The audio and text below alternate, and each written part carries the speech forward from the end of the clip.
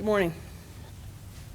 The purpose of having you here today is to try to provide as much detail as possible about the tragic incident that occurred last night. So I'm just going to go through the facts, and then we'll try to take some questions and answer what we can. Can everyone hear okay? Are we doing good on that? All right. At 10:31 p.m. last night, the Asheville Police Department received a 911 call from a juvenile at 73 Hansel Avenue who reported that Maurice Gardner had shot and killed his mother, Erica Smith, and had also shot other family members who were brothers and sisters of his, and that he also was injured. We were able to keep him on the line. The call taker was able to get additional information as we were responding about Mr. Gardner and the vehicle that he was driving.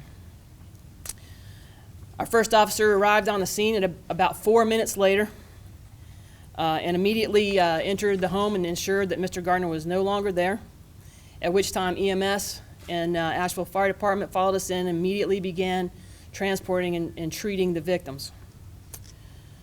Erica Smith was located in the home.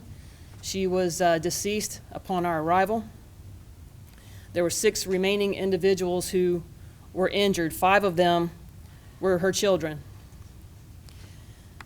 2 were a 15-year-old male who had received gunshot wounds and later succumbed to those injuries at the hospital. 1 was a 13-year-old female who also succumbed to her wounds on her way to the hospital. The 3 additional children were transported. 1, a 12-year-old, sustained a gunshot wound to the leg. He is currently listed in stable condition. And 2 additional victims, a 10-year-old and 8-year-old, sustained graze wounds and were treated for their injuries and are currently receiving services through the Mountain Child Advocacy Center. While these children were being treated at the scene, additional officers arrived and an officer was able to locate a vehicle belonging to Mr. Gardner close by the residence and found Mr. Gardner inside the vehicle suffering from an apparent self-inflicted gunshot wound to the head. Mr. Gardner was the 6th person that was transported to Mission Hospital, and he later died there as a result of the self-inflicted gunshot wound. As we continue to investigate this, what we have learned is that a verbal altercation occurred between Ms. Smith and Mr. Gardner at her place of employment at Mission Hospital earlier in the evening, and that following that altercation, they traveled to the home, and it was some time later that the shooting occurred. Mr. Gardner does not have a criminal history with the Asheville Police Department, and we have not received prior calls regarding domestic violence between Mr. Gardner and Ms. Smith.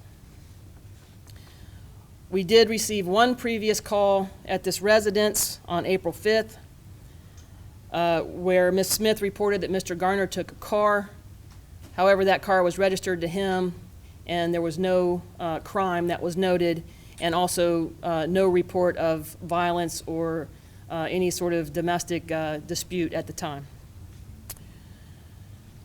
The surviving children are continuing to receive services through the Mountain Child Advocacy Center. Both Asheville City Schools and Buncombe County Schools were notified as the children did attend those schools, and they are providing services based on their protocols to the fellow students.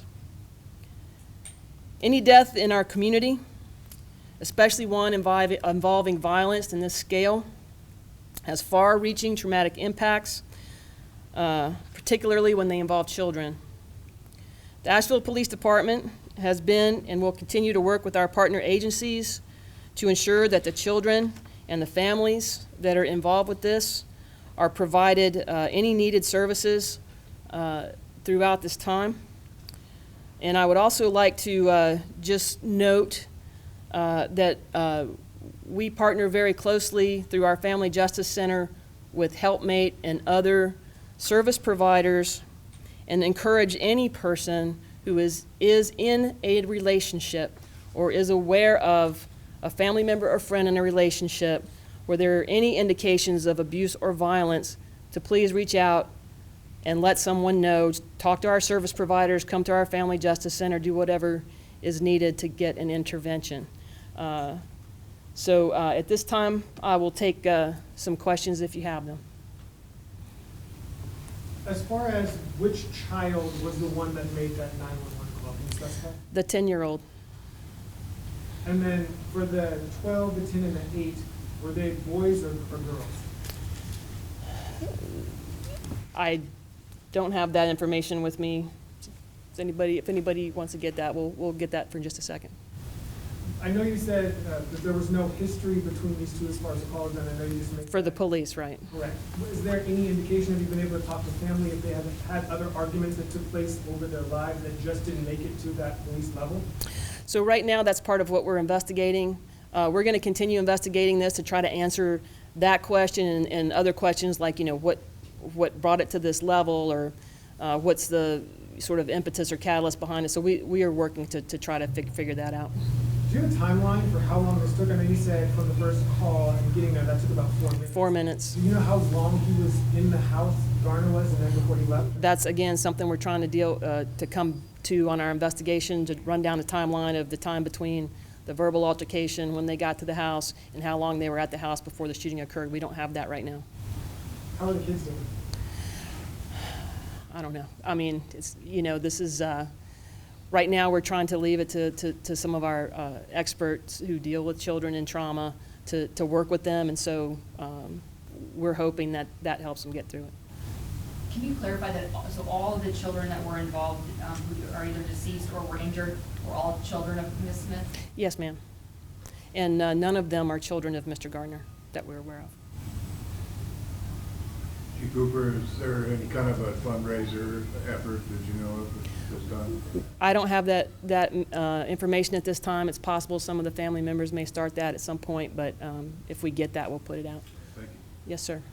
And I just want to make sure, in the beginning you said 605 of them were for children, 2 15-year-old males. One 15-year-old male, one 13-year-old female. I'm sorry. Yes, it's a 15-year-old male, 13-year-old female. Both of them are deceased now. And then the other 3 was a 12-year-old, a 10-year-old, and an 8-year-old. Do you know if there was any other children of Ms. Smith that were not at home at the time, or that I guess were not there? There was, no, I don't. Chief Cooper, you mentioned that Ms. Smith was an employee with Mission. Do you know where Mr. Gardner was employed? No, I don't have that information.